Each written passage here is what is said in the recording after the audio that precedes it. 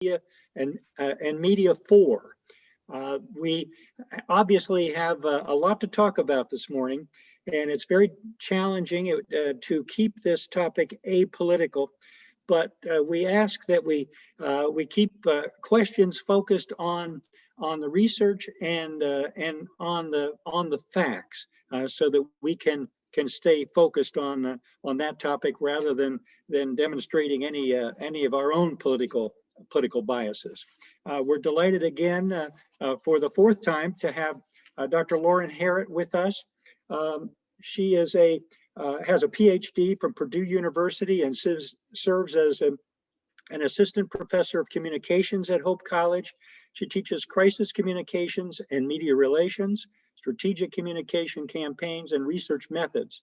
Her area of focus for her dissertation was financial communications.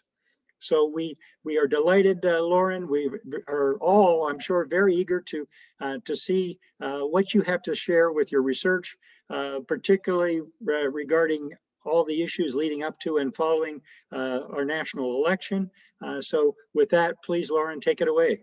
Yeah, thank you. I am so delighted that you continue to invite me back.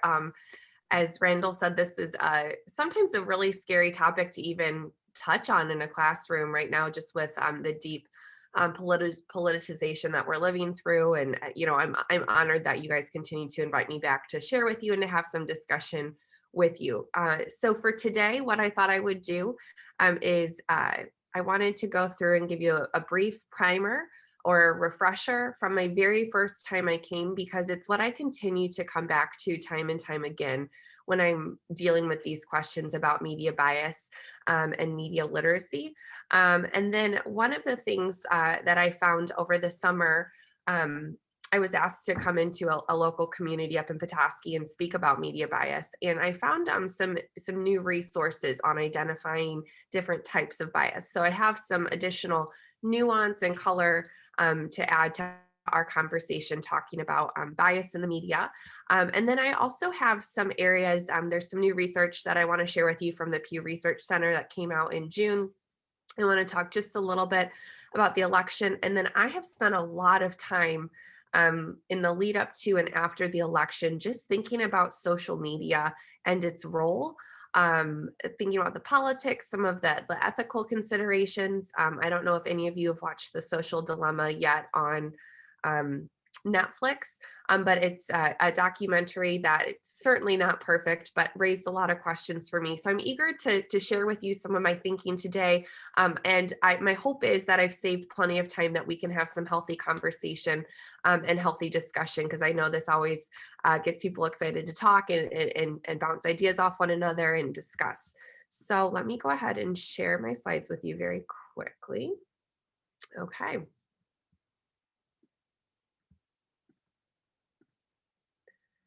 Okay, so as I said, this is Bias in the Media 4. And to start out with, I'd love to go through a quick refresher, quick primer on how I often identify media bias and separate bias from perhaps unfair news coverage. So this remains super relevant because, as I've shared, the last 2 or 3 times, we are seeing social scientists are reporting increased polarization politically. It's not improving in any way, shape, or form. This is just from not even, 2 weeks ago. I was reading, I try and read the Weekend Wall Street Journal and a Sunday New York Times every week. And this I picked up and found it fascinating. Basically, Joe Biden, his approval rating is just a mirror image in the opposite way of Donald Trump's approval rating. And so the article talks about how this media fragmentation, this hardline politics that we see a lot of right now, it just has entrenched our bases on both the right and on the left. And all you see, for example, with this approval rating with the polling is that your moderates are who's driving this shift. So you're not seeing much crossover. And interestingly, outside of Donald Trump, Joe Biden's net approval rating coming into the White House is the lowest of any incoming president since the dawn of modern polling, except for Donald Trump. So We remain very polarized politically, and if anything, uh, the peer-reviewed articles I'm reading coming out of different colleges, it seems like it's almost increasing. So I continue to go back to a framework of fair language, fair presentation, and fair play. So this framework comes out of a media literacy project down south, and I really find it works well for me. So when I'm reading, I'm looking for, first of all, fair language. So this again might be a quick refresher for you, but something like admitted versus said, right? Admitted, what's the difference there? There's a level of culpability, or there's a level of judgment. Ruthless versus tough, again, a little bit of a value judgment. And then with these last two, gay marriage versus marriage equality, illegal alien versus undocumented immigrant, you remove some of the oxygen in the room, so to speak, when you're talking about issues that can sometimes, for some people, really cause a lot of tension, cause a lot of passion. And so I try and look for examples of fair language. And if I feel particularly riled up at the end of a news article I'm reading, this is one of the things I look for, is the type of language being used. Fair presentation. So thinking about prejudicial photos, I was just in the Meijer picking up my groceries 2 days ago and looking at, the magazine racks and the checkout. And, I always feel silly saying, yeah, you have to avoid prejudicial photos. But when you look at a lot of photos coming out, especially with, the advent of cell phones, and it's easy to just snap a photo, right? You can get a lot more unattractive photos. And what is the decision of a journalist or a newspaper to use more of a prejudicial photo? And so the standard here for fair presentation is that photos and videos should be appropriate to the report. So I do ask myself that frequently. So here's, one from the New York Post, someone wake Joe. Well, where is he? Is he praying? Is he in a church service? Like, is there a moment of remembrance? And then, of course, with daily news, you've got, Trump just screaming into the picture. Both these headlines are very incendiary. So I think these are hopefully, kind of, give you a little bit of a laugh in the morning with your cup of coffee. But the idea here, right, is neither of these would be, I would argue, a kind or appropriate photo. And then fair play is an obvious effort to include relevant perspectives.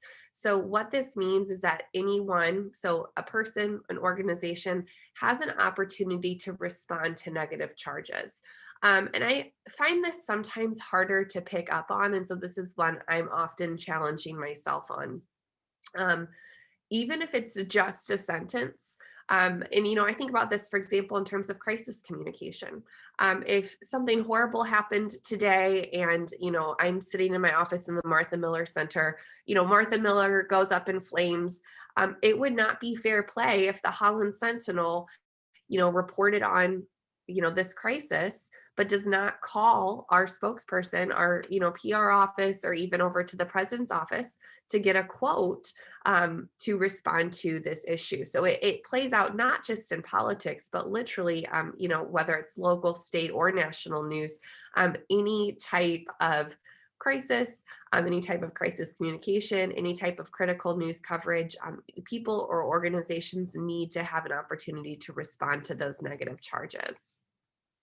There's also some other aspects of fairness, thinking about things like equal time and equal space.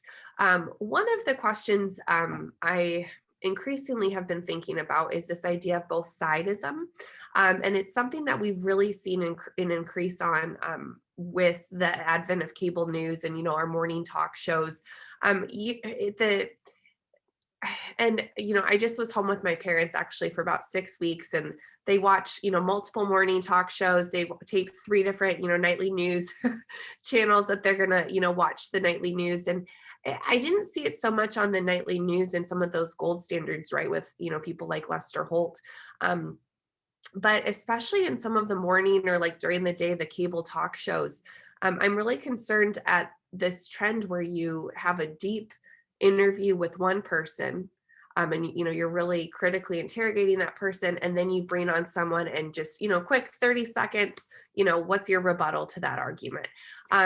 That's not really, I would argue, like an equal or it's not, I don't think it's the best practice. Shouldn't we, if you're going to bring on this other side, equally interrogate that? Or is it appropriate to just focus on one viewpoint, one side? I don't know the answer to that, but you do see this trend, and I think it leads to really critical analysis of one side and maybe less of an analysis of the other side. So I'm concerned about that trend with talk TV, and I continue to think about, is balance always fair?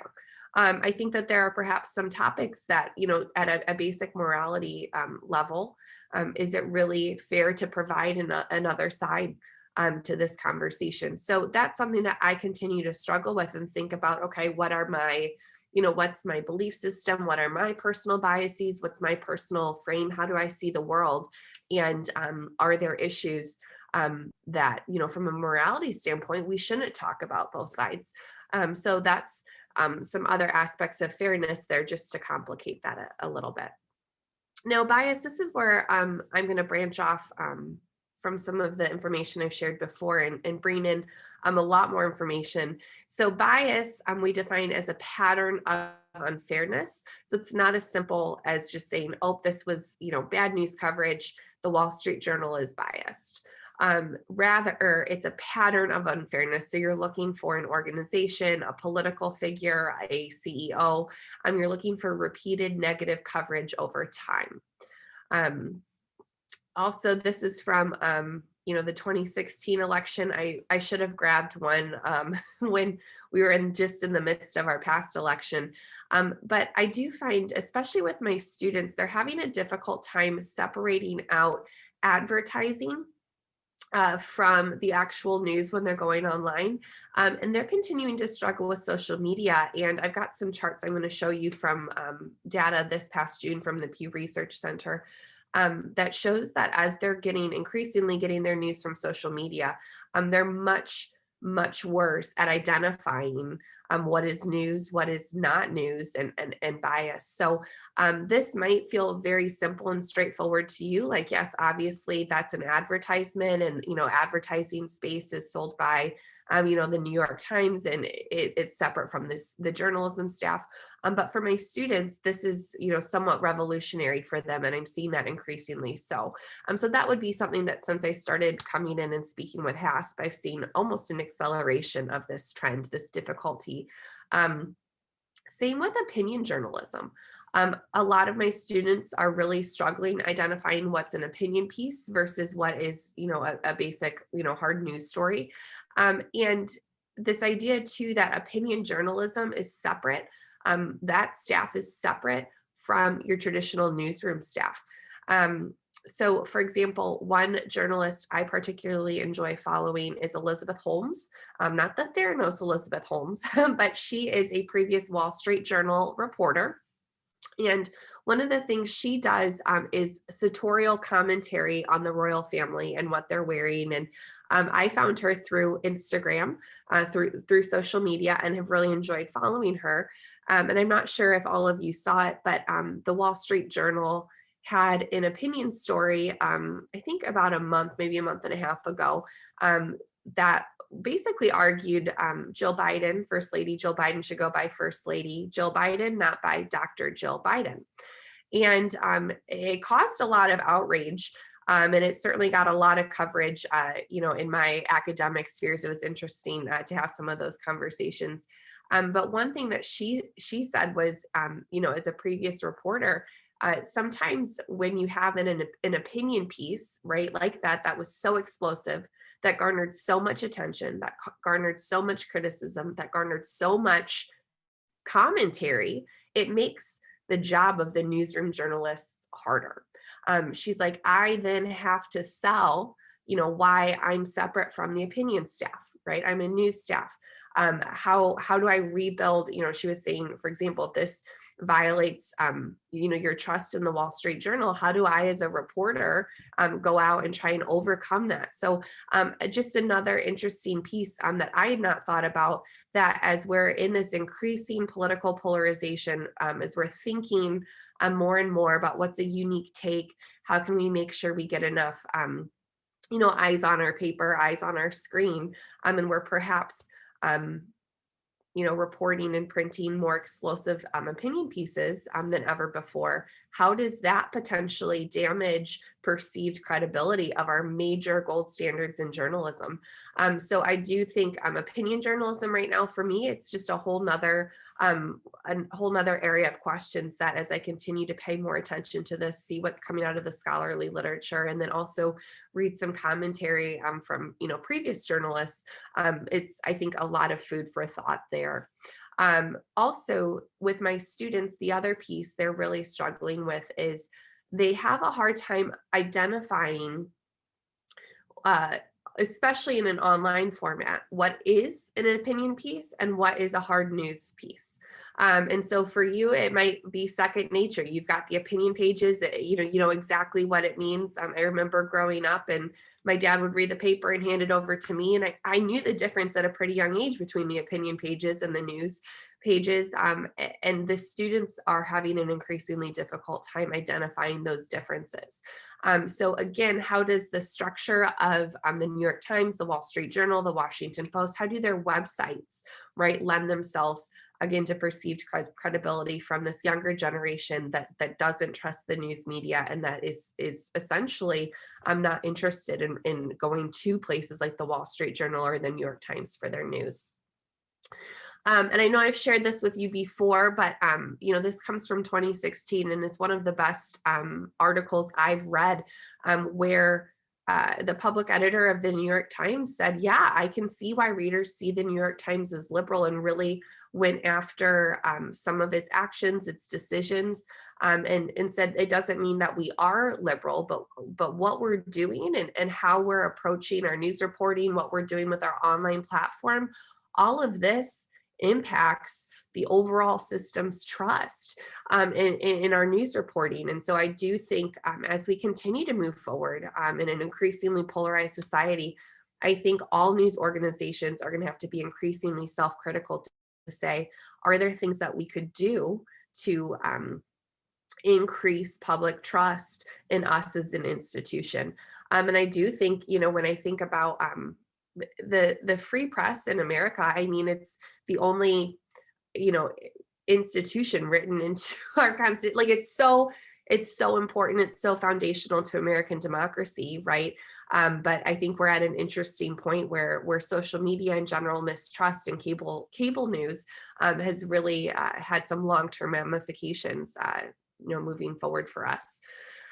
So to dive into the 11 types of bias, I want to walk through each of these. I've got examples for many of these, but I think it helps continue to increase my ability to be critical when I'm reading through news sources. So the first is spin, and it's considered, vague, dramatic, sensational language. So when journalists put a spin on a story, you're straying from objective, measurable facts, and it's a form of media bias that clouds a reader's view, preventing them from getting a precise take on what happened. So I've got an example here and highlighted some language from the Washington Post, some language about Donald Trump and Brexit. And you can see here, like, especially here at the end, May has endured Trump's churlish temper before, but still her aides were shaken by his especially foul mood, according to US and European officials briefed on the conversation. The language here, right? Trump berated May. He questioned her over Brexit and complained. So you do see a bit of a spin here. And you can see also language like her appeal to the American president's vanity, right? So you definitely have some language in here that would indicate what we would call spin. My area of training sits at the intersection of organizational communication and public relations. You hear the term spin a lot in public relations classrooms. And I tell my students, it's a really fine line you have to walk, right, between going out and presenting the best case possible for your organization and telling deliberate mistruths. And so we've had some interesting conversations just from a public relations perspective. In the current media climate with the current socio-political environment in which we're operating, what is the role of spin as a public relations practitioner, and how do you do that ethically? How do you do that in a moral way? And again, thinking about it from a Christian perspective, how does your Christian ethic come into it as well? So spin is something that I've been spending quite a bit of time thinking about and talking about with my students. The second type of bias is unsubstantiated claims. So then this is when journalists make claims in their reporting without evidence to back them up. So you might see this in a headline. It could be, in the body of the news article, and they appear to be fact, but do not have specific evidence. Okay, so this is from the Daily Wire, talking about AOC, continued her long-standing pattern of not understanding how things work. Is there any evidence to back up that claim? No, it's not, certainly not in this news article. So if you want to make this argument, right, you don't have any evidence here. This would be an unsubstantiated claim. And of course, thinking back to fair language, fair presentation, fair play, even the language here is problematic as well. So then the third one is opinion statements presented as fact. Okay, so I've got a list of words here that if you see this in a news article, it might be an easy way to say, oh, this could be an issue. So this is a subjective statement based on personal opinions, assumptions, beliefs, tastes, preferences, or interpretation. It reflects how the writer views reality, what they presuppose to be the truth. It is a statement colored by their specific perspective or lens and cannot be verified using concrete facts or figures. So here's an example from Fox. You've got Clinton. Clinton was asked if she'd make a prediction on the 2020 election, and she joked, saying she'd save that insight for her upcoming book, What Will Happen? A Book of Predictions, Hillary Clinton and Paul the Psychic Octopus. Her appearance on the Friendly Show may be another sign that she intends on staying relevant prior to 2020. You can see right there, right? Can you back up that claim? No, you could say, maybe there are, 4, 5, 6 different shows, that Hillary Clinton showed up on, and, maybe she was making the rounds, but can you go that far as to say, this is a sign that she wants to stay relevant? No, you can't. So I think some of these words here, like could, may mean that, seemingly, good, best, better. These are words that can signal, hey, there might be some bias here. You also have this sensationalism, this emotionalism. You're presenting information in a way that gives a shock or makes a deep impression. And it also gives readers a false sense of like a culmination, that all previous reporting has led to this like ultimate, outcome. So from the Associated Press, which I usually think pretty highly of, I saw this and was like, this is a prime example. There will be plenty to gawk at Friday when North Korean leader Kim Jong-un walks south across the world's most heavily armed border and stands face to face with South Korean President Moon Jae-in. So that's absolutely sensationalist, right? There will be plenty to gawk at. So again, that type of language is absolutely an indicator of potentially some bias. Mudslinging or ad hominem attacks, where you're attacking a person and not the argument. It's interesting to me that we still see this. I teach this in public speaking, in Com 140, right? But it's where you're attacking the person and not the argument. So an example I pulled, a Reason editor called a New York Times columnist a snowflake after the columnist emailed a professor and his provost to complain about a tweet calling him a bedbug, right? That you're getting at, a personal attack here, not anything on the substance of that journalism. Mind reading. This is one of my favorite. Mind reading is a type of media bias that occurs in journalism when a writer assumes they know what another person thinks, or thinks that the way they see the world reflects the way the world really is.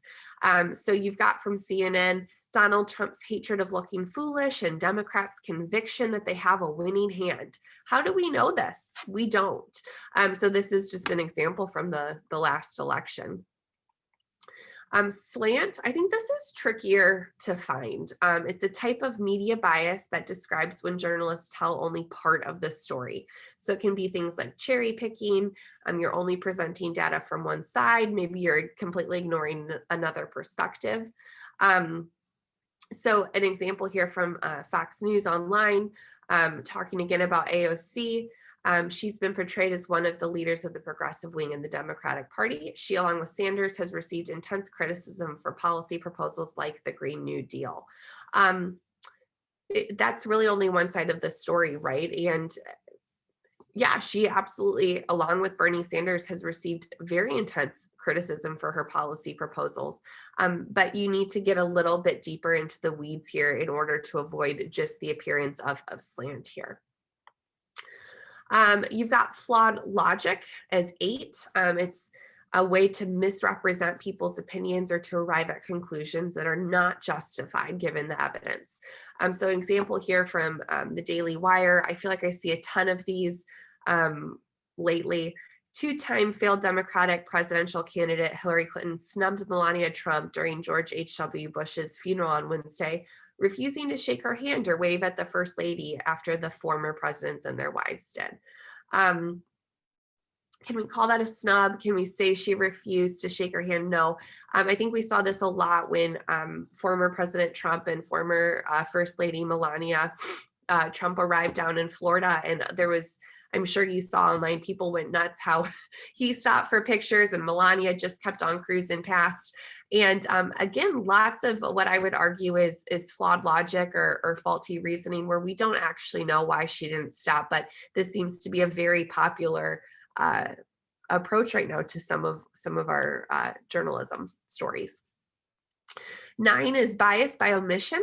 So this is when you choose not to cover certain stories or omit information that would support an alternative viewpoint. 10, this is, I covered up my top, omission of source attribution. So an informative, balanced article should provide the background or the context of a story, including naming sources. This is what you'd call, on the record information. Sometimes, right, you do have to use unnamed sources, or maybe you've got some insider information, but responsible journalists, I like this line here, they have to be aware that they make it clear that they are offering secondhand information on sensitive matters. You saw the New York Times several years ago now, maybe 3 or 4 years ago, I think got in pretty hot water in a way that really, I would argue, was part of why they've come under such scrutiny lately, because they did publish an anonymous op-ed, and that gets at this omission of source attribution. This is from the New York Times. Some of Robert Mueller III's investigators have told associates, more troubling for President Trump than Mr. Barr indicated, according to government officials and others. You don't know who these people are. And so, it can be a newsworthy source. It might absolutely be newsworthy information, but it would be a type of bias if you see this behavior repeatedly over time from a news source. You have bias by placement. So if you have bias by story placement, I'm speaking to, I think, a good crowd to, getting print newspapers, right? But they often talk about stories above the fold and below the fold. And if you get your story above the fold, that's very good, right? Why is that good? Because when your paper's on the newsstand, right, it's one of the top stories, you start reading it, maybe it causes you to pick up the paper. Now we say it's above the, before you start scrolling. But yeah, if it's featured prominently on a website homepage, this could be, again, this bias by story placement. And then bias by viewpoint placement was something that was new to me. It's a related type of bias, often seen in political stories, and you're just looking to see, okay, which viewpoints the editor finds most important, and you'll often see those based on the placement. So you might be seeing both sides, or quotes from 2 different political parties, for example, 2 sides of the tech regulation question, what have you. But which source often comes first, and that bias by viewpoint placement might give you some information there. So all of that in sum, I continue to ask, what's the purpose when I'm consuming news? What is the source? Is this something that's reliable? I think I've shared with you all before, but I continue to stay pretty close to the New York Times, the Wall Street Journal, NPR, BBC, and PBS. And I've been reading some scholars are making arguments that you need to be reading 10 news sources to get a full picture of what exactly is going on. I don't know if it needs to be that high, but I increasingly feel strongly that the evidence points to you have to be reading news from multiple news sources in an attempt to corroborate and figure out, okay, this is what's going on. These are the different perspectives. And research is showing that those who do engage in that multiple source reading of the news are actually much better at getting at the heart of the issue, being able to identify what is bias, what is slant, what is not. So I continue to think a lot about sources and where I'm getting my news, and am I listening to a variety of sources? If I'm listening to NPR in the car ride home, can I grab a little bit of PBS as well? So I do tend to find myself listening to NPR on the radio quite a bit. And I feel differently about radio news than I do about TV news, just because the medium of radio lends itself to more in-depth analysis. When you think about like TV news, and I'm not talking about the nightly news, but these morning talk shows, for example, we're so focused on sound bites and making sure we've got these clips that can be posted to social media, and how do we keep them engaging, and how do we keep people on our channel?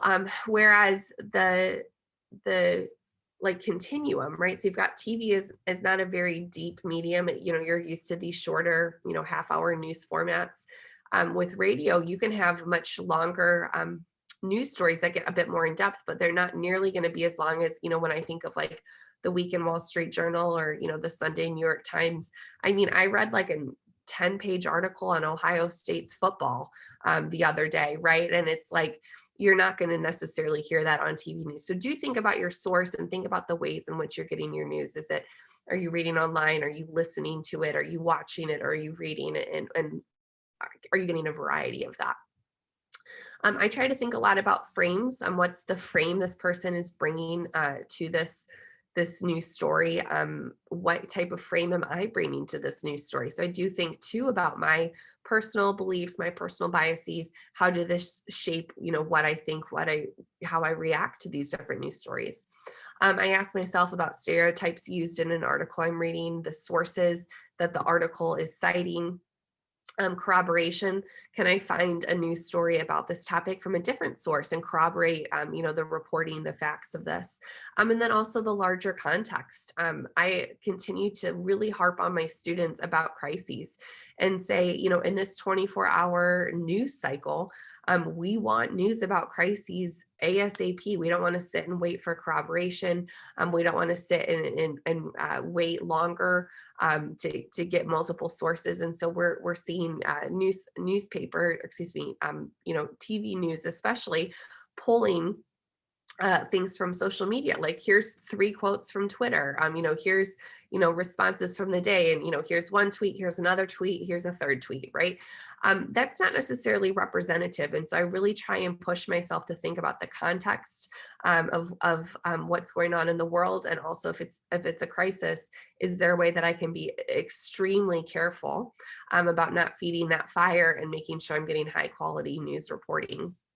So my argument to my students, we have to be critical news consumers to spot this pattern of unfairness or bias over time. We can't just cry fake news. We can't just cry bias after one instance. We really need to be critical consumers and look at longitudinal trends. And we have to evaluate ourselves. Like I said, I continue to think about this. We are operating in an increasingly polarized America. I've often defined myself as pretty moderate. And I constantly ask myself, is that accurate? Why do I say that? And what are the news sources I'm consuming? Am I hearing a variety of perspectives? And I try and really push back against this increased polarization. And I'm trying really hard not to be in echo chambers. We see with social media especially, and this ability to pick what news sources you're following. And there's so many news sources, you can pick what you want. It's super easy to get locked in and only hear one perspective or one viewpoint. So I really try and push myself to say, okay, what are my biases? And how am I making sure I'm not sitting here in an echo chamber? And again, I'm saying if you're not reading news that makes you a little bit mad, you're not reading broadly enough. So, is your blood boiling every, Sunday morning when you're reading the paper? Or are you hearing, if you're a Democrat, are you hearing what, conservative commentators are saying about the president? Or if you're, a Republican, are you, listening to what liberal commentators are saying about, your current president? I think we have to be listening to opinions that we disagree with. I also have some additional sources that I've found over the last couple months have been particularly useful and worth further exploration, and just want to share some of these with you. So one of the things I tell my students is there are resources to help with fake news. We do find, and I've shared this information with you before, demographically, you're probably not at as high of risk of falling prey to fake news, particularly because you're not necessarily getting your news from social media. So if you're getting your news from like a print source, you're typically, much safer, in what you're fighting and pushing up against is perhaps slant or bias, but not necessarily fake news. I really push my students to read print news instead of watching morning talk shows. And you've heard me. I could say this till I was blue in the face. I wish we didn't have these sources. I oftentimes work with my students and remind them about the constraints of our media system and our demands on the media. Why does our media system look the way it does? It's because we've created it. There was this drive for 24-hour news, and we've created the conditions in which we want the latest information, and we want it 5 minutes ago, and we're watching the news, and we've got our phones, and we're scrolling the paper. Like this whole multiple screen a piece, all of this has been driving the creation of our current media system. So I tell my students, you have to understand why this system exists, and you have to understand also the importance, again, of a free press. I think it's fundamental to American democracy. And if that's the basis that you're walking into this with, okay, if we have this commitment to our media system, if we have a commitment to the free press, what can we do to improve it? And like I said, one of those ways I think is focusing on print news. I tell my students be particularly wary during crises. I think top media sources have started to use language like, please note that this crisis is unfolding. We might get some information wrong, but we'll continue to update this story as we know more information. Even basic disclaimers like that, I think would be an indicator to me of a higher quality news source taking their, journalistic standards and commitments more critically. I tell my students, you got to read all the way around an issue. So this goes back to that whole read across multiple news sources. And don't be afraid to engage with and read and study viewpoints that you disagree with. It's not that it's going to change your mind. It's going to solidify why you believe what you believe. But if you don't understand what other people think, how other people are reacting to the news of the day, you're going to have less empathy. You're going to be less able to speak across this political divide. Over the break, I don't know if many of you are on Netflix and streaming, but I watched a documentary called The Social Dilemma. It was certainly not perfect, but it was definitely worth a watch, I would say. So if you've not seen this, I would highly recommend it. And like I said, you can definitely watch it critically. It's not perfect. All documentaries, right, are going to have a bias, a purpose. When you're thinking about how did something like this even get funded for production, right? Think about it critically, but it raises a lot of major issues related to social media. And the Pew Research Center backed these up. Those who rely on social media for Political news stand apart from other news consumers as they are less likely to follow major news stories, and they tend to be less knowledgeable about these major news stories. So social media, I listened to as well after everything that happened in the Capitol with the violent conflict in early January. One of the things I was concerned about already was social media and how we see a lot of younger kids going straight to social media instead of, high quality news sources for news. And the other piece was I listened to a podcast, a journalistic podcast. It came out of the New York Times, and it had reporters who were in the Capitol. I believe they were from the New York Times, the Wall Street Journal, and maybe the Washington Post. And they basically interviewed these reporters saying, can you tell us what you saw? Like, how did social media play into this? And one of the things that I think is interesting that this film got at is this ability to connect people, disparate parts of the country geographically, right? It allows some very far out there fringe beliefs. It allows these people to find community, right? And finding community online is not an inherently bad thing. But, right, is this potentially an outcome of social media and the algorithm, this personalized, feed where you can see viewpoints that match up exactly with what you believe? Does social media, is it dangerous, but how does it contribute to this increasing polarization that we see in America today? And so I thought this was definitely worth a watch and definitely raised a lot of questions for me. I have a very good friend whose area of research, he's at Kansas State on faculty there, is social media. And he said that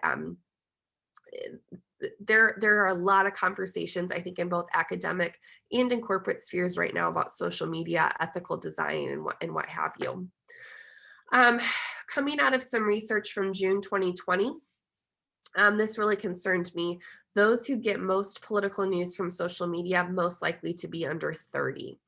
So again, thinking about social media, the algorithm, we know that the goal of platforms like Facebook, Instagram, TikTok, Twitter, it's to get you to spend more time on the platform, okay? And if giving you political news is a way to keep you on the platform, do you think Facebook, for example, is going to give you viewpoints that you agree with or viewpoints you disagree with? And if their ultimate goal is to keep you on the platform, well, it's going to become a bit of an echo chamber. So this is something that, I think I've shared with you all. I've been concerned for a while that different generations are getting news from fundamentally different sources. But having, look here at 65 plus, 47% report in this demographic of 65 plus that they're getting their news from print sources. Less than 7% of respondents aged 18 to 29 are getting their news source from a print source. I mean, these are fundamentally different standards of journalism.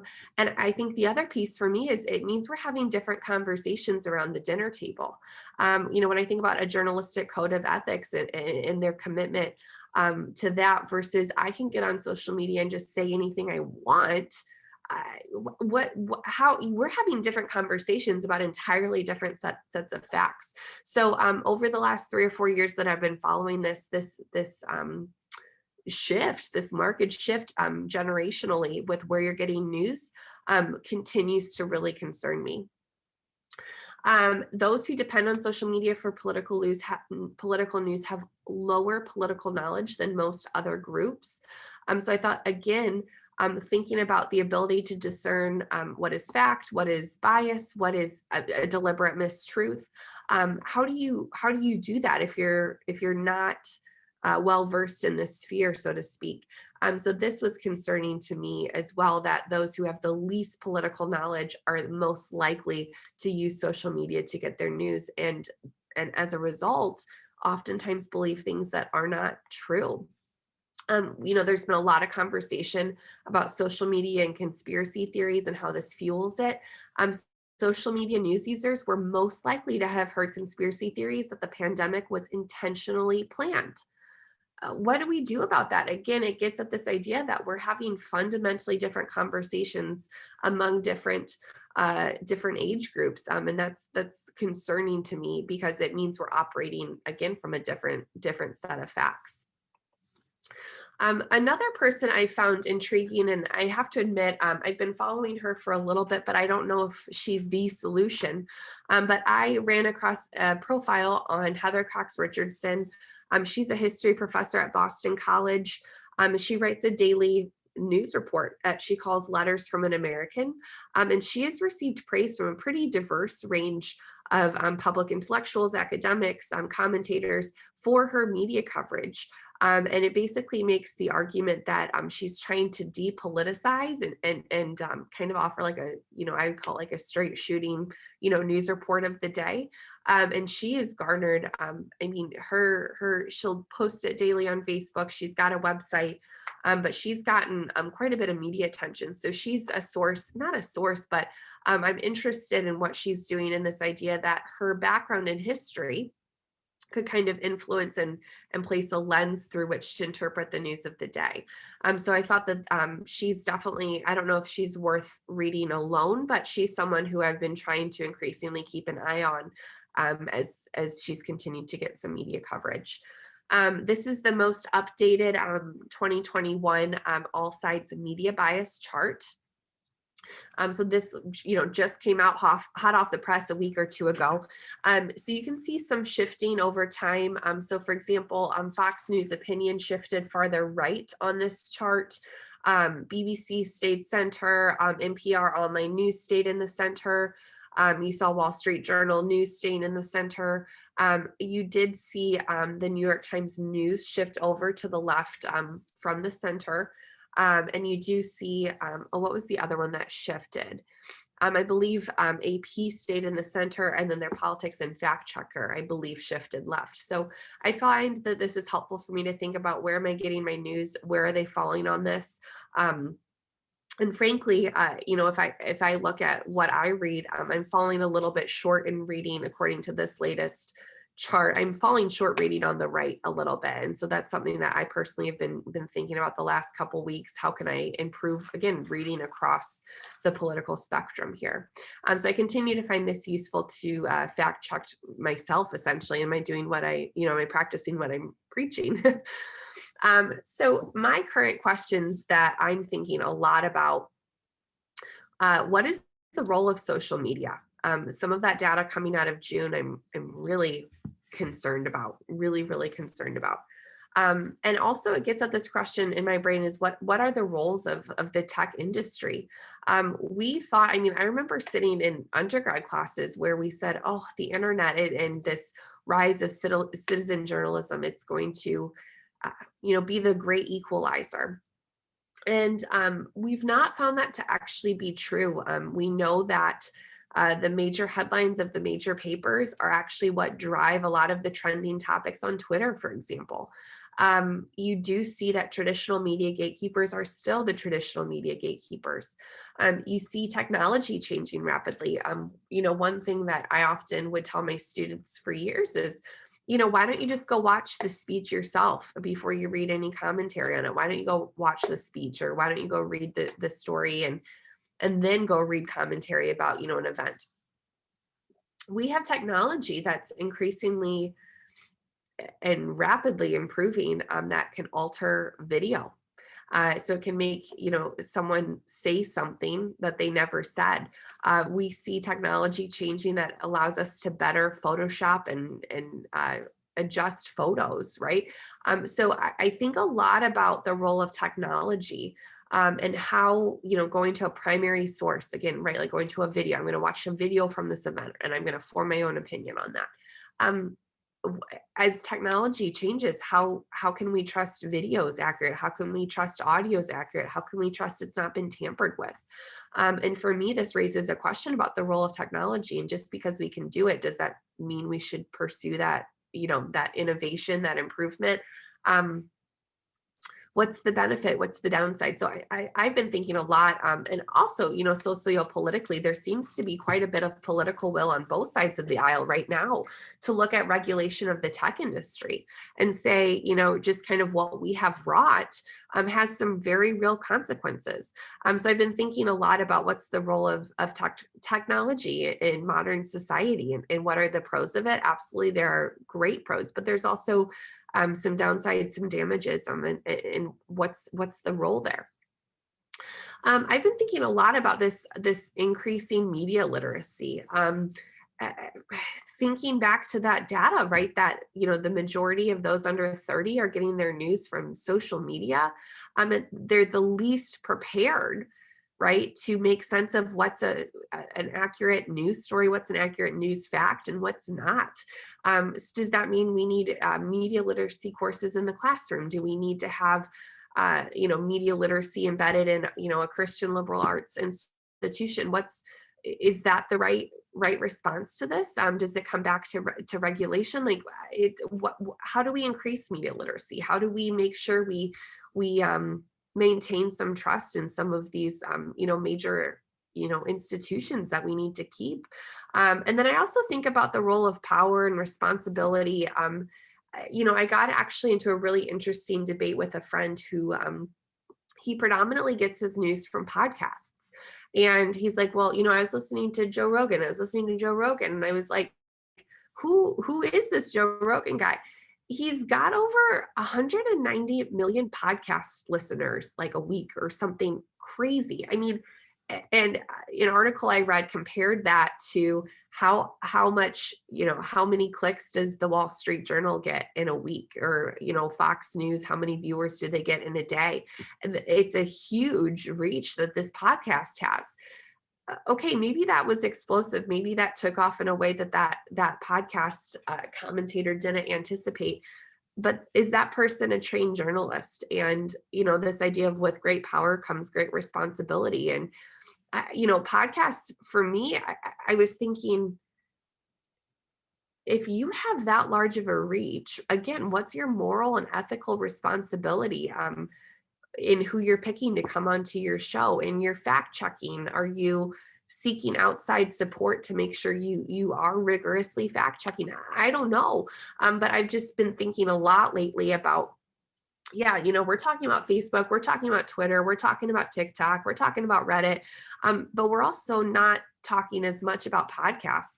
So that's something that I've, like I said, been thinking a lot about. And then again, just what's the role of power and responsibility with all of these social media sources? So that's really what I've been focusing on a lot. I already went through this with you. Let me move forward. So I saw I already got I got 9 questions in the chat here, and I did want to stop my presentation portion early because I know that there are often lots of questions. So that's sort of, like I said, the latest of what I've been grappling with, some of the latest data coming out, pre and post election, some more information on bias, and would love to talk with you for the next 35 minutes here, if and answer questions and have discussion. I know many of you are excited about this topic, so again, thank you for having me back, and I'm excited to read through your questions. Lauren, one thing if you could do right now while I look at this too is, could you repost the slide that had the media sources? Yes, I would absolutely be happy to do that. Go ahead and share my screen again. And I lost connection for a little bit, so I think when that happened, I may have lost a couple questions. Okay. This one? Yes. Okay, perfect. So yep, this comes from All Sides. They're a project out of the Wall Street Journal. Their media bias chart is not perfect, but it takes into account current perspectives, and they also do a nice job, I think, of polling not just the public, but also some media scholars as well. So I don't feel that it's only based on how the public is perceiving these news sources, but also it's got a little bit more meat to it than that. So I think it's a pretty good source. Yeah, if we could leave that up for a couple minutes, that'd be great. Absolutely. I have a question from Bill. What's your opinion regarding adfontsmedia.com media bias chart. What is it's ad fonts? ADFONTES media.com. Yeah, I would have to look at who's running that site and how they're collecting data for their media bias chart. I'm not familiar with it off the top of my head. And one of the reasons I've gravitated towards All Sides has been because of its affiliation with the Wall Street Journal. So that's why I've sort of naturally gone to this from basic, I would argue, signposting for me with the Wall Street Journal. But I'd be happy to look into that and get back on that one. Okay. Let's see. You might have something I don't. The rest are kind of just general comments here. That went to everyone. In terms of direct messages to me, that's the only one I have, but I might have lost one when I lost connection. Yeah, I've got Donna asks, you didn't mention Reuters or Politico. Are these reliable? And your thoughts about Rachel Maddow. With Rachel, I try and, like I said, I try and not watch much TV news.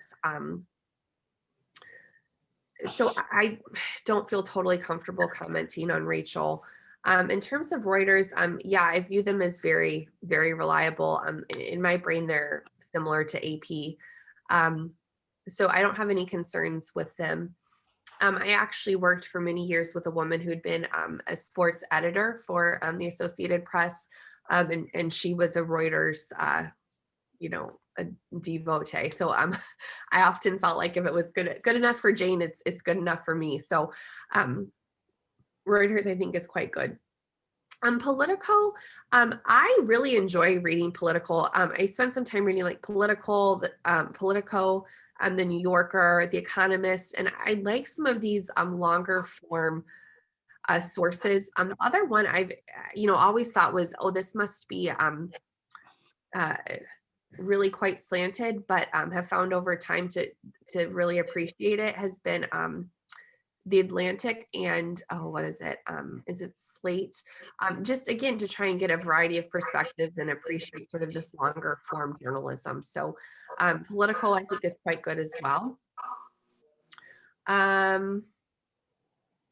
Lots of comments on Heather Cox Richardson, and the thing that I've liked as I've started following her, Janet said she's awesome, well-sourced material. I have appreciated her willingness to cite sources and do some of what we, I just shared a little bit ago in terms of identifying where your news sources are coming from. So I've been impressed with what I've seen thus far from her, but she's a little bit newer on my radar there. Okay, George said there is, according to latest ranking, no right-leaning national newspaper. Wall Street Journal is considered center and New York Times left of center. Yeah, George, you are so spot on with that comment. I think that's great. And this is part of why I'm concerned about the larger media landscape. When you look at some of those trust surveys, which I think I've shared some of the data with you all before, the Wall Street Journal, which, yeah, I would, call center or, center right, maybe, at most, but only based on their opinion pages, right? That's the only source that everyone from, consistent Republicans to consistent Democrats say that they trust more than they distrust. Everything else, it becomes rather partisan rather quickly. And my concern is, for example, with my grandparents, they are Fox News devotees and they watch it all day, every day. And it's the only news source that they trust. And I would say, if CNN was the only news source that, a liberal Democrat trusted, that would be problematic for me. But I think my concern is that the conservatives do not seem in these surveys to have multiple news sources that they can go for high quality news, and trust feels to me to be very concentrated with the Wall Street Journal and Fox News, and like that's it. And so I just think that gets at a larger socio-political issue here, that there needs to be a wider diversity of sources, and it needs to be sort of across the political spectrum. Because, again, for, my grandparents, they trust Fox News. But, when you think about reading around an issue where, can I corroborate this information from somewhere else, or can I corroborate this perspective from somewhere else? They don't feel like they can flip over and watch CNN, or they don't feel like they can flip over and watch MSNBC. And so that feels problematic for me, that the only other spot would be potentially the Wall Street Journal. And to your point, George, they're considered, a pretty center news source. So I do find it problematic and concerning. Couple more here, Lauren. So it looks like this chart comes from All Sides Media Bias. Someone is asking if there are other media bias sources that you'd recommend. Yeah, there is a media, and Tim, I could send this and have you send it out. There's a media literacy project coming out of a school on the East Coast that I think is pretty good. Okay. UT Austin has the Engaging Youth Project. I've been able to do some really interesting work with them. We just finished, I guess 2 years ago now, some studies looking at down ballot election coverage. So we looked at, state and local news coverage for, I believe it was 7 or 8 different newspapers, and looked at essentially the framing of political races. So for example, we looked, and the cool thing with the Engaging News Project was they also had access to user data. So we could look at, for example, how long someone was on a news story and the frame it was, used, and look at differences amongst different frames. So for example, what do I mean by that? There's something called the horse race, right? Joe Biden pulls 2 points ahead of Donald Trump. Oh wait, Donald Trump has pulled half a point ahead, and it really gets at that idea of it's a horse race, right? We found that that frame, right, as opposed to a policy frame, right, when we're saying, oh, Joe Biden is proposing, student loan relief, okay, that would be a policy frame where the article would say, candidate Joe Biden interested in this policy, this is the ramification of this is how, commentators are responding, et cetera, et cetera.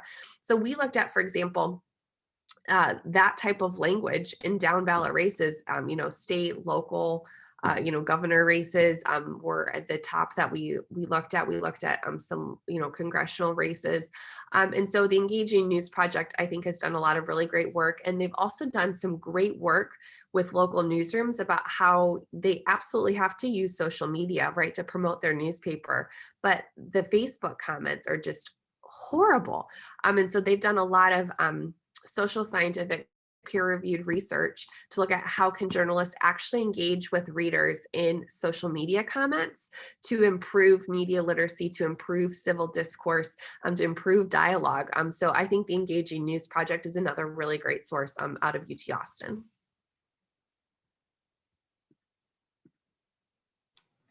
Okay, let's see. Awesome. From Jane, you said, quote, trained journalists. Yes. Where are the Bob Woodwards today? Yeah. Who are some of the best trained journalists, in your opinion? And why do some reporters seem more concerned with celebrities than actual news? Yeah, I think this, I don't know that I would necessarily, feel comfortable saying this journalist is better than this journalist. Like I said, I try and read both the Times and the Wall Street Journal every week. And like I said, Heather Cox Richardson has recently come up on my radar. And like I said, I just have recently started following her, so I don't feel super comfortable commenting too much yet there. But I think for me, it comes back to the media environment that we've created. Having journalists focused on celebrities, why is that? Well, those are the stories that are getting the most clicks. They have the readers who are spending the most time reading those sources or reading those stories. So my larger concern is, how do we turn back the clock a little bit? How do we demand higher quality news journalism? And some of that has to do with, with the increase in online news reading for even traditional print sources. That like data metric, like those metrics are shaping the type of news that we think the public wants to hear. I don't know how you push back against that. But I do think that the reason you're seeing some of that is because that it's all driven by money, right? And if those are the stories that are getting the most clicks, the most advertising dollars, et cetera, that's what we're going to be seeing more of. So my best advice is all we can do is vote with our, remotes and vote with our pocketbooks and continue to try and support print news. And one thing that I've thought a lot about too is like local journalism. It's more expensive for me to get the Holland Sentinel than it is to get the Sunday New York Times, right? And it's like, that's pretty painful. Yes. How do you, I don't want to sit here in a news desert, right? But it's so expensive. Why is it so expensive? Because no one's reading local papers anymore, right? And it's a sort of like vicious cycle. So yeah, it's one of those things where local news absolutely has a role in this as well. And how do we support high quality journalism? And I think it's a vote with your pocketbook at the end of the day. Certainly. So that pretty much answered the next question that I'm seeing was if you could comment on the role of local news, and that this person's heard the loss of local papers has helped exacerbate the political divide. I think you kind of just spoke to that. Absolutely. And I mean, it's one of those things too that, I even felt super convicted about it growing up. We got the Kalamazoo Gazette, every day. And, I'd get up in the morning and read breakfast, and my dad would have often, left out, stories from the local paper he thought I might be interested in, or, I, would read it myself. And I do think that this loss of local papers, I mean, I don't subscribe to the Holland Sentinel. Like, what does that, like, I'm not practicing what I preach, right? I just, kind of read the headlines online and, use my 10 free articles a month and call it good. And I do think that loss of local news is really, really concerning to me. One thing I've been watching with interest, I can't remember if it's in Australia or New Zealand, but there's some legislation on the table, something with, it was like Google or Facebook, and they're saying they're going to cut all services to the country unless, this tech company pays for local news for everyone. And it's got some interesting ramifications, right? That a way to fight against this increased partisanship, a way to fight against this, deluge of social media is to say we need local papers. And, is this a public good? I don't know, but I think we see the need for high quality, local journalism. Agreed. Question from Michael, if you could comment on the same source, sending different news feeds based on previous views. Yeah, this is where I have lots of questions about the role of tech and the algorithm. I think this is so concerning, so concerning. And it gets at how we have turned the news into a commodity, right? And one of the things I really like that All Sides does is it will show you a side-by-side comparison. If you look at, you type in like Joe Biden, for example, it'll show you social media headlines that if, you've clicked around and the algorithm thinks you're more conservative, what it shows you, and if you're more liberal, what it'll show you. And yeah, I think it just gets at this commodification of news media, not that it's creating these echo chambers, increasingly so. And my concern is that it's so easy to sit behind a screen and just say horrible things. I mean, one example of this, former First Lady Laura Bush wrote an op-ed in her local paper back when we were debating the border wall and the border crisis. And I went and read it, and I thought it was very thoughtfully written, and I really appreciated her perspective. And she's like, I live in a border town, here's some information. And then I thought, oh, I'm going to go see what people on Facebook are saying about it. And I mean, people were going after Laura Bush. I'm like, she loves children's literacy. Like, I mean, it was just like the most vitriolic language I've seen in years. And so I think that these news sources, right, that are buying into these social media systems and creating different headlines to get clicks for different groups. I mean, you're just feeding into the larger problem, the larger issue. And that's where I've been wondering if some type of regulation or some kind of code of ethics or what have you. I believe his name is Tristan Harris. He was trained at Stanford, and he's one of the guys who speaks a lot in that Social Dilemma documentary.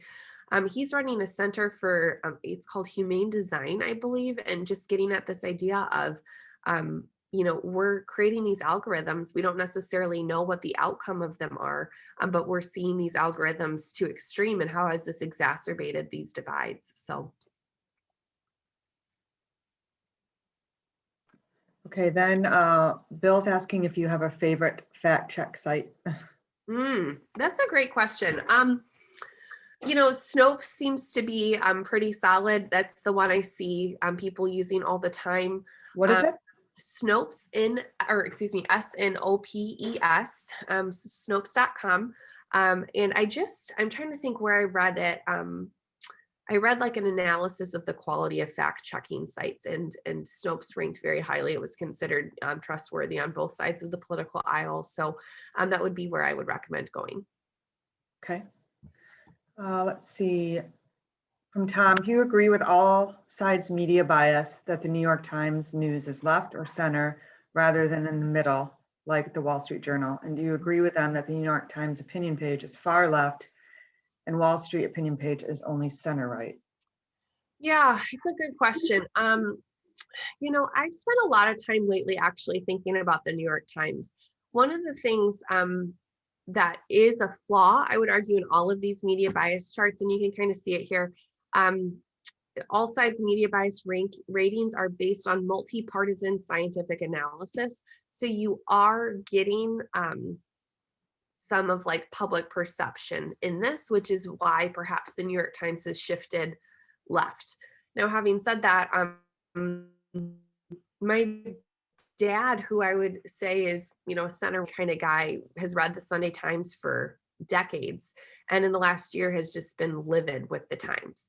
And I'm struggling with, is it a perception piece that's coming into this, or is it just a shifting newsroom? The other piece I think a little bit about is, these papers are based in major cities, and it can be very difficult for, a journalist in, a major city to really maybe accurately tap into the pulse of perhaps, rural middle America, right? And I don't know that I would call the New York Times opinion far left. And I do find the New York Times news, I would say I would call it more center than I would call it left. But I have increasingly seen some instances with the New York Times where I think they've made some poor decisions in terms of reporting, opinion page allowances. I think that they're somewhat bringing it on themselves a little bit, this perception issue. Having said that, though, I still really highly trust the New York Times, and like I said, it's one of two papers I read every week. So I think regardless if I feel like this is totally accurate, I think it perhaps speaks to this larger perception over the last 4 years that they're moving left. And even if they're not, right, what does that say, and how can they course correct a little bit on that? I heard an interesting comment from a longtime friend who's always been much more right, that their opinion about why that might be happening is because they don't recognize the right anymore in the way that they did 20 years ago, for example. Yeah. So I just that, but yeah, no, I think that's a great point, because I was talking with my dad about George Will, for example, and I think some of it might also get at too. I mean, I think this is absolutely happening on the left. You see this like Elizabeth Warren, AOC, Bernie Sanders faction emerging on the left, but on the right, you do have a big sense making going on in the Republican Party, and I wonder if you're going to see a fracture there. And I think the piece that I've struggled with is traditionally conservative commentators who have pushed back on some of the rhetoric of the far right seem to get sort of dismissed and, oh, this is just a crazy liberal, right? And so I don't know what the answer is, but I think you're right that perhaps it comes back to, after, the last 4 years, you see maybe an unwillingness to engage and yeah, I don't think that, Kim, I don't think that that's a bad comment. I think that that might be accurate. So. Question from Andre on if you have any comments on how you feel the international press covers US news. Oh, that's a great question. So I try and keep a close tab on the BBC, but not much outside of that. The thing that I have found interesting is I do go abroad quite a bit. I mean, not right now because of COVID, right? But you know, I usually am in England for about 3 weeks every May, and try and travel internationally as often as I can. And I have felt like, you know, what's happened in the US and this increased fracturing and, you know, the rise of a far right and a far left, it's mimicking what's happening in Europe. Absolutely. So this is not something that's just contained to the US and this sort of vitriolic rhetoric and entrenched polarization. It's happening all over. But I have wondered a little bit about international news coverage because I've often found it to be very critical of, in particular, Donald Trump over the last 4 years, anytime I've been in Europe and picked up a paper. So yeah, I don't feel totally informed to comment on that, but it is something that, you know, it's interesting to read, you know, the rest of the world's perspective on us and our politics. And, you know, found it interesting. I was reading paper headlines, you know, the day after Biden's inauguration and just sort of the response of other countries. And is that bias? Is it something else? I don't know, but I just think it's also good to keep a, you know, pulse on how others are responding to US politics. Great, thank you. All right, let's see. Can you comment from Mike and Catherine, can you comment on how journalists and politicians play to people's fears? Oh, I mean, absolutely. You know, it gets at for me, you know, goes back to like, you know, basic communication theory and this idea of persuasion. And I think it's really, you know, you know, again, I'm talking about my dad apparently all today. You know, I just spent, you know, 8 months on sabbatical hanging out with my parents. So my dad is he's a professor at Western Michigan and does rhetoric.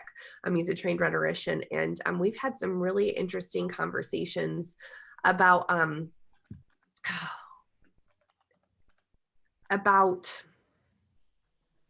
the stories that are being told politically, right? Like when you look at the 2020 election, you have Donald Trump saying, only I can keep America great. And then you have Joe Biden saying, only I can save the soul of America, right? You've presented, I don't know if you call it a false dichotomy, right? But just sort of this larger rhetoric, right? That we're in a battle for the soul of democracy. You know, only I can make America great again. Only I can keep America great. You're absolutely on both sides playing into fear appeals.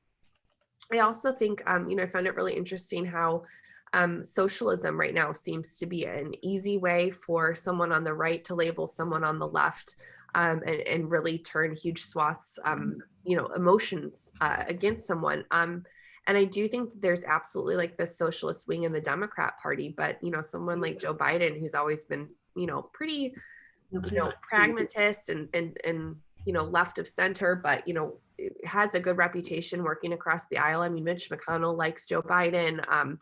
You know, it's interesting to me how the language that we're using absolutely seems to shape how politicians are speaking to Americans. And I think it's lowered the level of discourse. We're not talking about policy anymore. We're not engaging in constructive policy debate.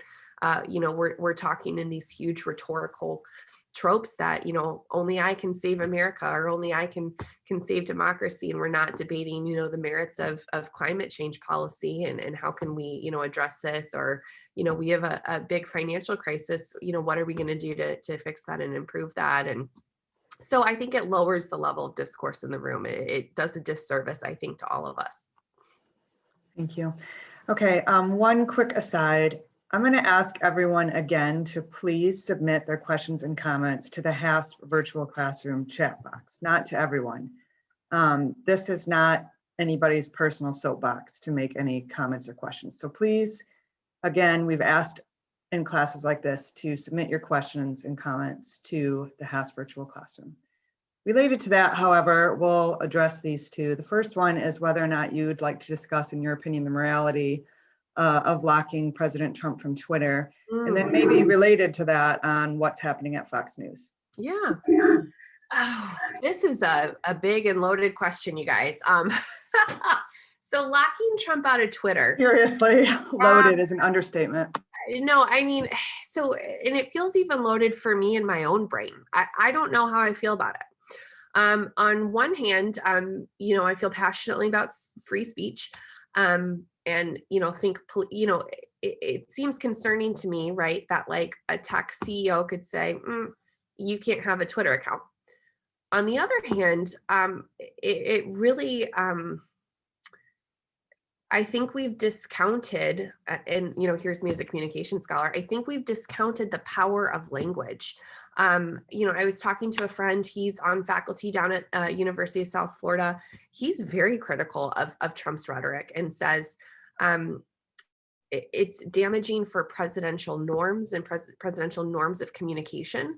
And Twitter has been a part of that. And to keep it like sort of on my playing field, I'm interested in financial and economic policy and how we communicate about that.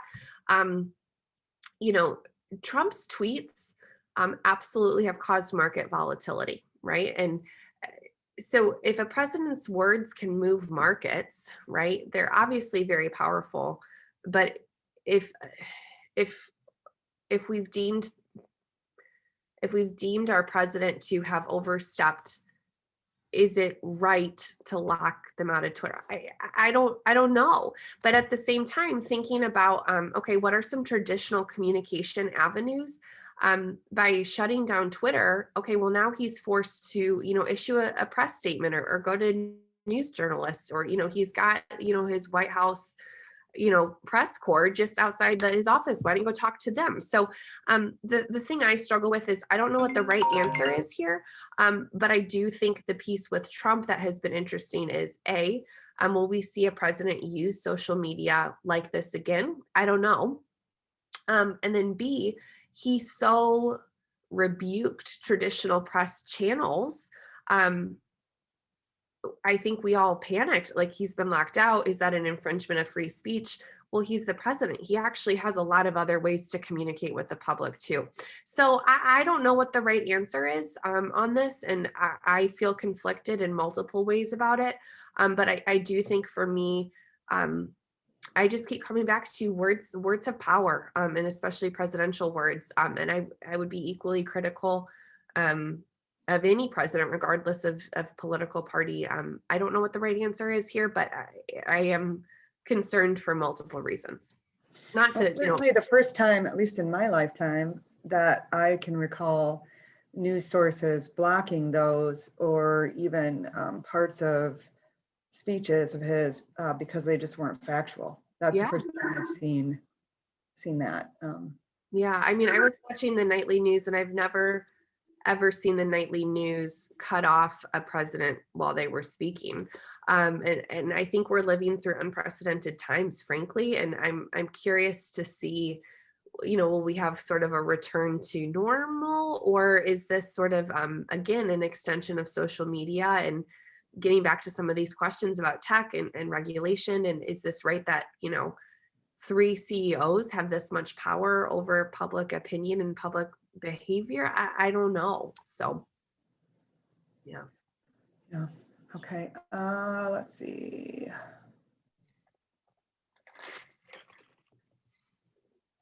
So much here, so much. Oh, someone's asking if you have any idea when it was or where it was that Biden said, "Only I can save the soul of America." This person doesn't remember ever seeing or hearing him say that, and is curious if you know the source. Oh, that for you know, maybe I've overstated a little bit. Thinking about it more in terms of a rhetorical trope, right? You know, Joe Biden's campaign slogan, right? You know, fighting for the soul of America. You know, thinking about it from like a rhetorical perspective.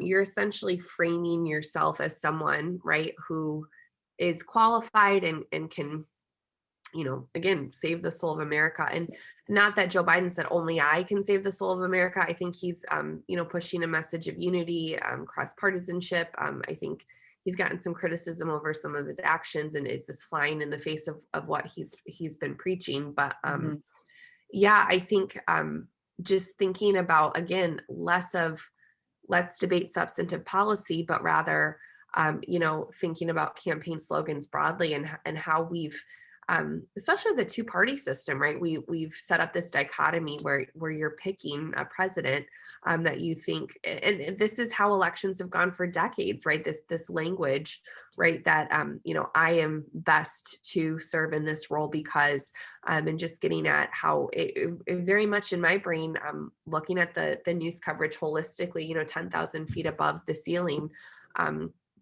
The language of it's a battle for the soul of our nation, right? How does that set up a dichotomy with, Trump and, keep America great, make America great again, and just sort of the grandiosity of both of these statements, these slogans, and how does that then play out in our larger discourse? Yeah, I think the idea that any one person can do that on either side is a bit grandiose. Well, and even political party too, right?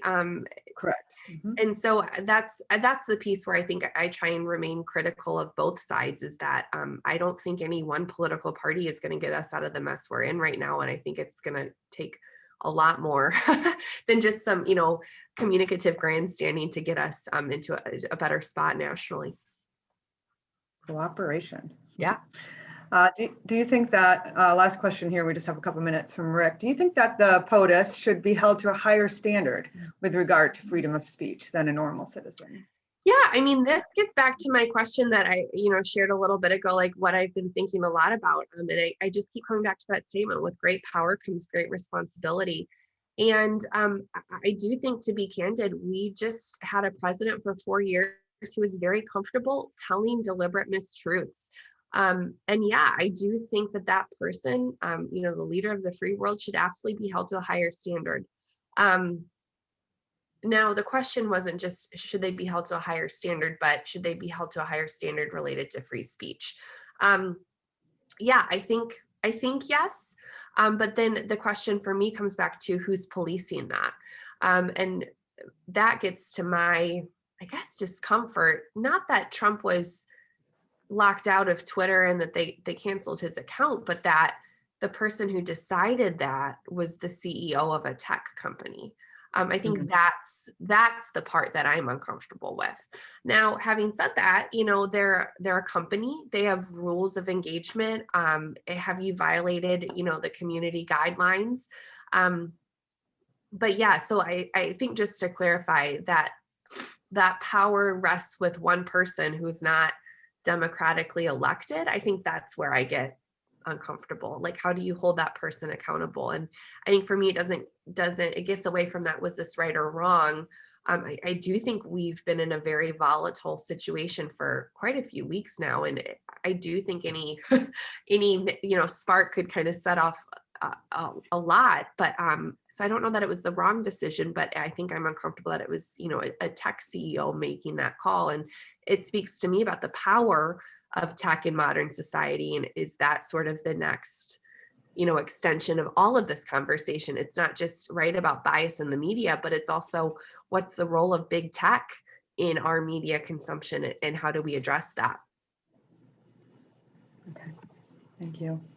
I think I've addressed most here. Randall? Yes, Cam, it looks like we're out of time. This certainly has provided the level of detail and bias in the media that I was looking forward to. So, Lauren, I certainly appreciate your research. I hope all the participants did as well. And thanks very much to you for your hard work in putting all this together. And thanks to everyone else for their attention and for their excellent questions. So obviously, this topic will continue to evolve, and we'll see. We'll let some time pass, and perhaps take a look at another update in the future. Absolutely. And Lauren, anything that you can send me that I can send out via email or constant contact with, some of the references you mentioned or whatever would be a great follow-up to Yep. everyone for this class. So I'd Yeah. be happy to do that when you have a chance. I know you're Yeah, also I'm happy teaching to full send time. So. And that one, just the left-right media screen, just to email that alone so we can print that one, that would be helpful. I mean, I think Absolutely. probably a lot of people took photographs of it, but Yeah, happy to I share. have a question. I'm unfamiliar with all the medias that there are, and Reddit is something I've never looked into because I don't know what it is. And how do you know what to look into without wasting your time? Now, Lauren, that was what you said you're doing some research on right now, right? Yeah, with Reddit. Yeah, with Reddit, it's another one of these that I'm a little bit skeptical of. When I talk to friends, you know, I'm in my early 30s, and when I talk to my friends, I have quite a few friends who were early adopters of Reddit and still get a lot of news from Reddit. And they make the argument that, like, you know, in the actual Reddit, you know, like a, you know, stream comment, you know, here's the post and here are the comments. The community is really good at self-policing. But for me, I just have a high level of skepticism about Reddit for similar reasons in terms of getting news from places like, you know, Facebook and Twitter.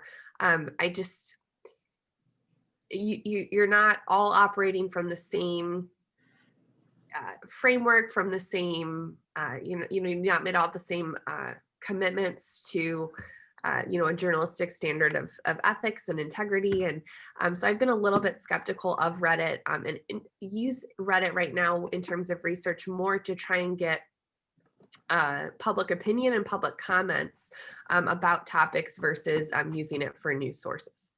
Where did it come from? It was created, when did Reddit?